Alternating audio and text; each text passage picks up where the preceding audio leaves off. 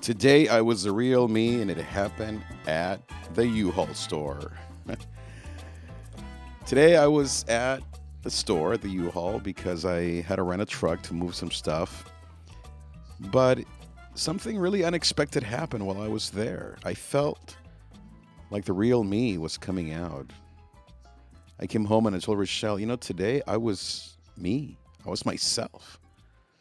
I was shocked. I was thinking back on today and I told my wife, I told Rochelle, I'm still in there.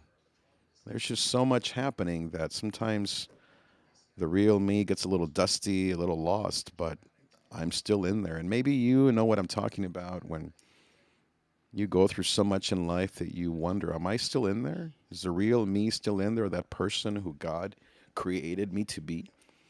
Well, I want to tell you about my story today to encourage you. So,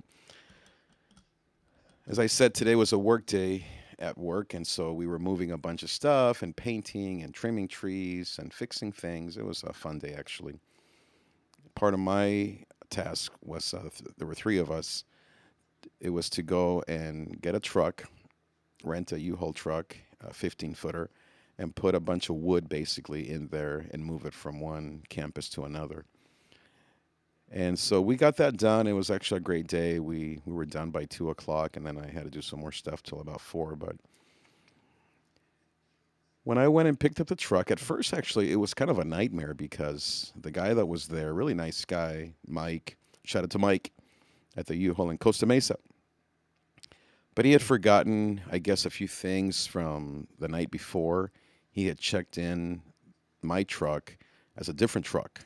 And so when I went and picked up the truck that I had reserved, it didn't show up on the system, even though it was literally right outside the door, and that's the one that I had rented or I had reserved. And so he was telling me how that truck had come back to the store last night, and I guess there were some problems with it that it had only been gone for like a day, but it had 180,000 miles, no, like 30,000 miles more than when they left it and when it was there. And there's no way that whoever rented it could have done that in one day. And then he said that because of that, the system had charged him like $80,000 for a 1 day rental. So all that was happening, and there I was. I was supposed to be back at the church in like 20 minutes. An hour and a half later, I finally got back to the church. But that wasn't the story. That was just kind of the beginning because through it all, I have been kind of I've been upset at times in situations like that for many different reasons. Sometimes I'm in this environment where everything's about who's to blame for things, for being late, for something not working out. So I've become that way, unfortunately, some. But today, I was the true me. The guy was just kind of struggling with the system, and then he told me, as he was apologetic, of course, he said, "Hey, today's my first day. I just finished the training like just a couple days ago."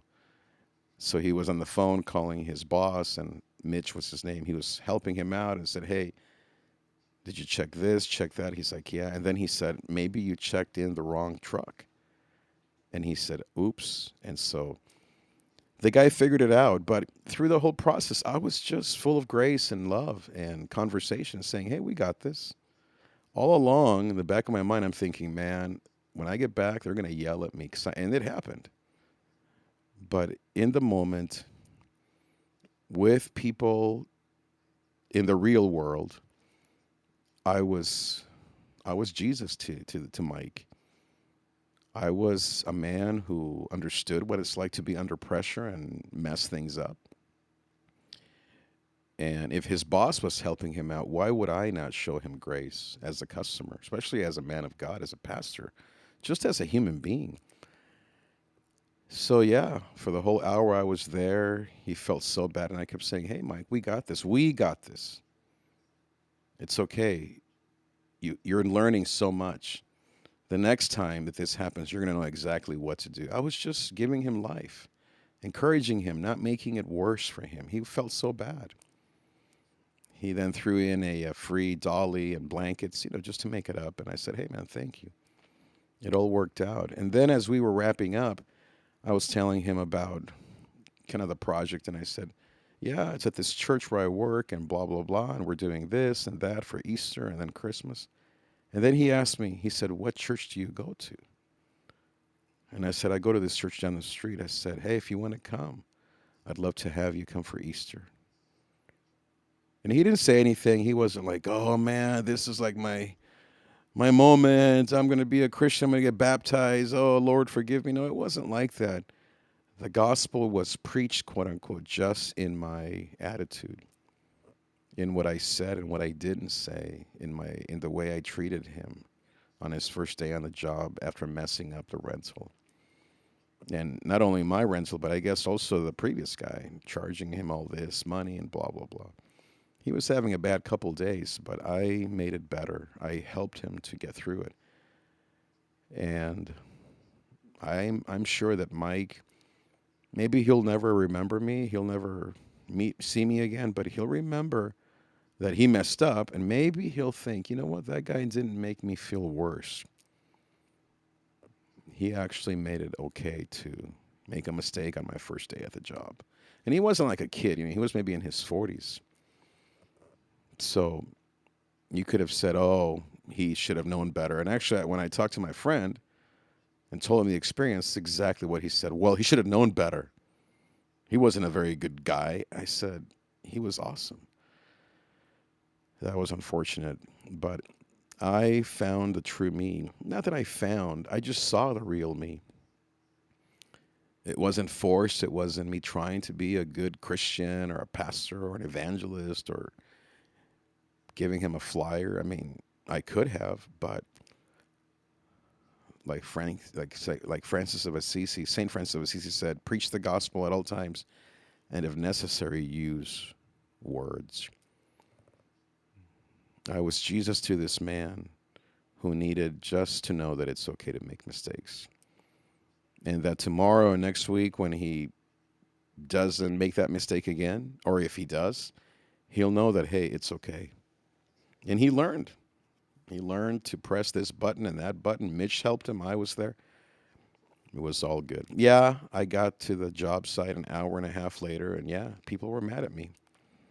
And I took the hit, and I didn't blame the man, even though they were blaming him for me. But I felt at peace. I felt like the true me came out, not the old me or the work me, but just the real me, a man of grace and love and compassion, of second and third chances. And why would I not do that after all the chances God has given me? After so many mistakes that I make every day. And yet I keep learning and I keep growing, and God keeps loving me and forgiving me and using me. So maybe you feel like you're not being the true you these days at work, at home, with yourself and your thoughts. You're still in there.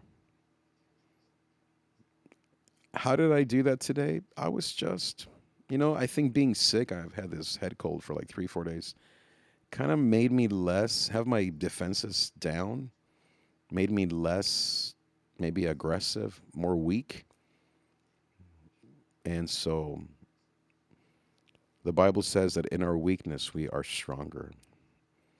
Maybe what you need is to show your weakness to somebody else, is to admit that you don't know what you're doing either, that you also make mistakes, that you still feel like it's your first day at work or in your relationship or with your depression or anxiety or your battle with anger or with financial stress, that you're a human being.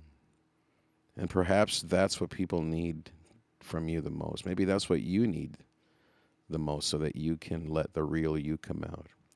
Have the real Slim Shady, please stand up. Please stand up. Shout out to Baxter, my beautiful friend. So it's okay to be you. In fact, The real you is waiting to come out. All it needs is a little bit of honesty and weakness, maybe a little sickness here and there, a little bit of saying, hey, I need help. Can you give me a couple more days to finish this report? Even if it costs you your status, your ego, maybe you can lose the battle but win the war. Not only here, but in heaven and for eternal reasons. You never know. So today I learned a lot of the U-Haul truck guy, with the U-Haul truck guy. And I thank God for that today. And I hope that it helps you. Please share this episode or this podcast with a friend. Make sure that you like, comment, subscribe. I am trying to grow my audience to have a greater impact upon people. You matter to me. Thank you for listening. Thank you for following me. If you would like my coaching, let me know. Email me at trig@davidtrig.com. Follow me on Instagram at davidTrig. Thank you much for being here. And I'll see you next time. Adios.